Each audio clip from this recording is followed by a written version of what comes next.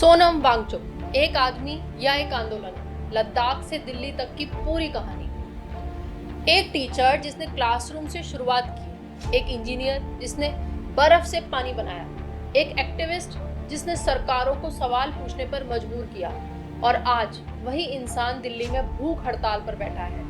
सवाल ये नहीं है कि सोनम वांगचुक सही है या गलत, सवाल ये है उनकी आवाज इतनी बड़ी कैसे बनी। आज की वीडियो किसी पॉलिटिकल साइड को सपोर्ट या अपोज करने के लिए नहीं है। ये वीडियो एक इंसान की कहानी है, एक ऐसे इंसान की जिसकी वजह से लद्दाख का नाम दुनिया भर में सुना गया, और जो आज एजुकेशन, एनवायरनमेंट और डेमोक्रेसी के मुद्दों पर नेशनल डिबेट का हिस्सा बन चुके हैं। वीडियो के एंड तक आप खुद डिसाइड करेंगे कि सोनम वांगचुक सिर्फ एक्टिविस्ट है या एक मूवमेंट बन चुकी है। उनका बचपन 1966 में लद्दाख का अलची गांव में सोनम वांगचुक का जन्म हुआ। उस वक्त लद्दाख में स्कूल्स की कंडीशन बहुत थी। उन्होंने खुद बताया कि लैंग्वेज बैरियर और एजुकेशन सिस्टम की वजह से उनके भी शुरुआत में काफ़ी स्ट्रगल करना पड़ा। शायद इसी वजह से उन्होंने बाद में एजुकेशन को अपनी लाइफ का मिशन बना लिया। 1988 में सोनम वांगचुक ने सेकमॉल यानी students education and cultural movement of Ladakh की फाउंडेशन रखी। उनका मानना था कि प्रॉब्लम स्टूडेंट्स नहीं, एजुकेशन सिस्टम है। सेकमॉल में प्रैक्टिकल लर्निंग, लोकल लैंग्वेज और रियल लाइफ स्किल्स पर फोकस किया गया। इसी मॉडल ने दुनिया भर का अटेंशन खींच लिया। बहुत लोग सोचते हैं कि आमिर खान का रैंचो सच में सोनम वांगचुक पर बेस्ड था।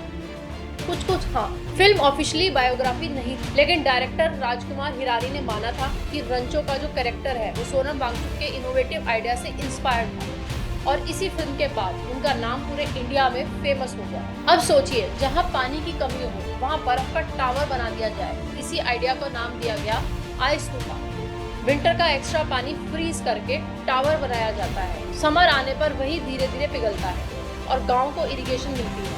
ये इनोवेशन क्लाइमेट चेंज के अगेंस्ट एक ग्लोबल एग्जाम्पल माना गया। सोनम वांगचुक को कई नेशनल और इंटरनेशनल अवार्ड भी मिले, जिसमें से सबसे फेमस था 2018 का रैमन मैग्सेसे अवार्ड। इस अवार्ड को अक्सर एशिया का नोबेल प्राइज भी कहा जाता है। ये अवार्ड उनके एजुकेशन और सोशल इनोवेशन के काम के लिए दिया गया था। 2019 के बाद लद्दाख यूनियन टेरिटरी बना, लेकिन उसके बाद भी कई लोकल ग्रुप्स ने स्टेटहुड, कॉन्स्टिट्यूशनल सेफगार्ड्स और लोकल रिप्रेजेंटेशन जैसे मुद्दे उठाए।